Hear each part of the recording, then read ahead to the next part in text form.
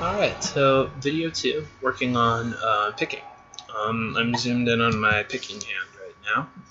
Like we talked about during the lesson, we pick with these fingers, not our pinky, but these three for the melody notes, the high notes, and our thumb goes on either the 6th, 5th, or 4th string.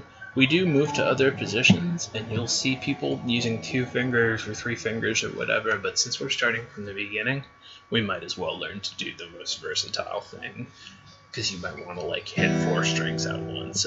So yeah, there are other ways to pick, but 4 fingers, meaning thumb and these 3, all good. Now, resting your pinky here, you might see videos saying to do that. For our hand, like I have pretty small hands, you have really small hands, they're pretty much like the same size in relation to our guitar.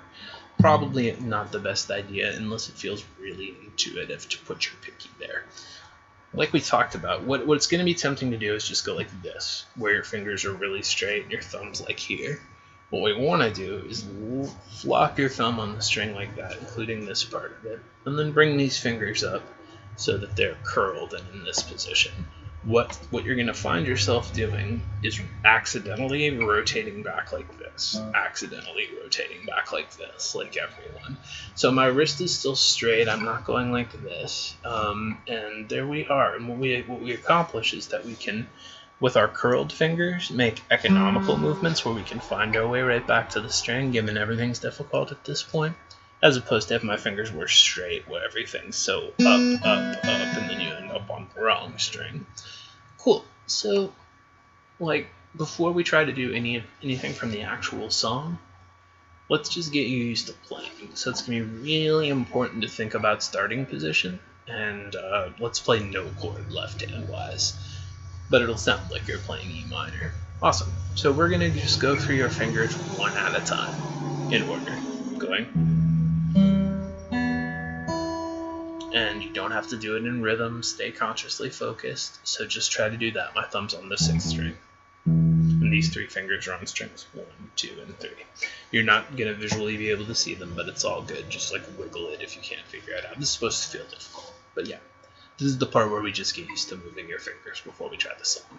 So yeah, just in any rhythm, it can take forever, just hitting each finger, and then try to go right back to the strings in the position you were in at the end, versus ending up in a position where it's hard to find your way back to the strings. So again, that was just thumb, index, middle, ring, then back, and not back like this, just back. Cool, so, pause your video and get comfortable doing that. If things you want to avoid are like straightening your fingers out or just anything, but it's easier to not like troubleshoot it, but just go, seriously, just go like that. And these little away from the instrument movements make it possible. So now let's just do the same thing, except your thumb will be on the 5th string, not the 6th, but 5th. Shouldn't be more difficult, shouldn't change anything. And then the 4th string, like there. And that's one where during the lesson it was tripping you out a little bit. It's really just the same thing. Just try to keep your hand in the same position. Again, this is all supposed to seem difficult, but at this point you should already be pretty comfortable just going like. So now we're just doing it here. So we just worked on all 3 thumb positions: 6th string, 5th string, 4th string. String numbers wise, 1st string, 6th string, the ones you're going to be prone to confusing are the 4th string versus the 3rd string, and that's because it makes sense that it would go 1, 2, 3 or something like that, but it doesn't. Cool, so having done that, now we're going to go thumb, 1st finger, thumb, middle finger, thumb, ring finger. Doesn't matter what chord you play. So yeah, that'll be like.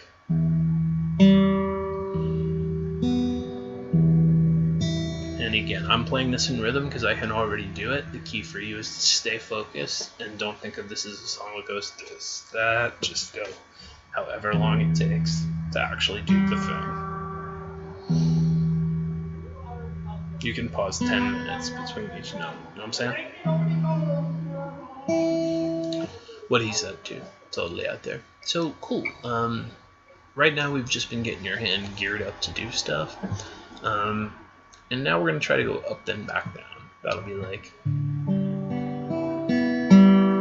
And you can go I guess you'd be playing Nothing Else Matters by Metallica if you do it with E minor or no chord. I'm currently playing no chord. And that's as difficult as we're going to go. And right now we're just training your hands to pick notes at all. Again, eliminate rhythm and just do it like it's a list.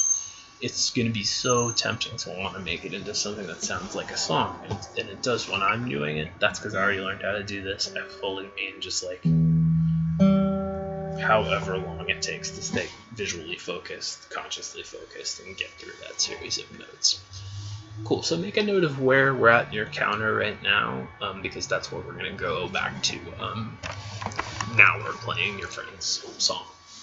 So it's got E minor, which you already know at this point. And strumming wise, at this point, we didn't really discuss switching between chords. Kind of just want you to like sit on one chord and get used to strumming, and if you get comfortable with that, start switching between the chords. I will probably mention that in an email since I didn't say it in the video. But either way, the hard part is going to be how do I switch this fast, usually, given everything's hard. But yeah, so your friend's song, my right hand position right now is I'm on strings, like as if there was no 6th and 5th string. So be sure you're actually in good position. And totally don't try this until you've worked on the just getting used to moving my hand stuff. It's going to be considerably harder and more significant chance that you build up bad habits just because it's overwhelming. It's the unicycle rub your belly, pat your head situation, no unicycle. Awesome. So that's how the song starts. Left hand wise we're playing E minor, and yeah, so we go these two fingers and then just that one again. These two are neither going to be pinned on the strings, nor do we want to get them way out of the way, just chilling as though they're about to strike at any moment. But you've already been picking some. Anyway, that's what happens first. Stop, do that a whole bunch. Again, we're playing E minor left hand wise, and right hand wise we're going these two and this. And we switch to the chord C. Now just take your time from the page doing that. At this point you've already done E minor and A minor. And now your thumb's going to move to the 5th string, 6, 5, that one. And we're going to be picking these two fingers, your thumb and your middle finger. Cool. So don't start at the beginning of the song, just work on. And you're having some issues with fretting that note, which had to do with where your finger was positioned, finger strength, fingernail, just wrestle with that. But here's where on my callus I'm pushing down. So not down here, not right under my fingernail. Cool, so far we just went, and then just take however long it does to switch between chords, or ideally, just go, have a really boring 10 minutes of going E minor C, E minor C, until your brain says, yeah, I'm down with that, and then and only then combine both hands. But now we can have a big pause. It can go,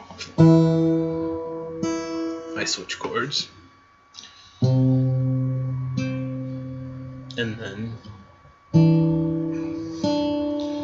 that's the same combination that we just used, but my thumb moved back to the 4th string, the 6th, yeah, 4th string. So we get, excuse me,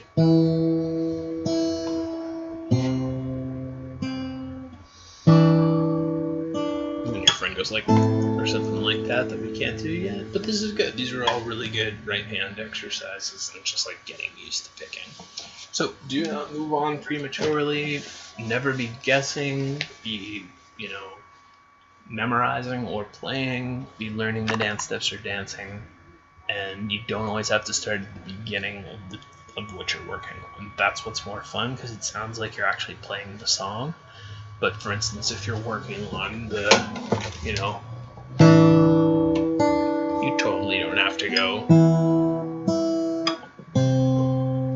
to be allowed to just start right there and work on it. That's our entire approach.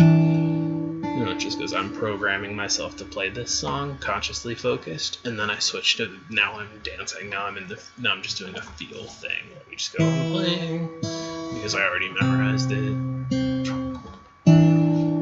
There's a chance she plays that in a different part of the fretboard, but either way, that gets it done.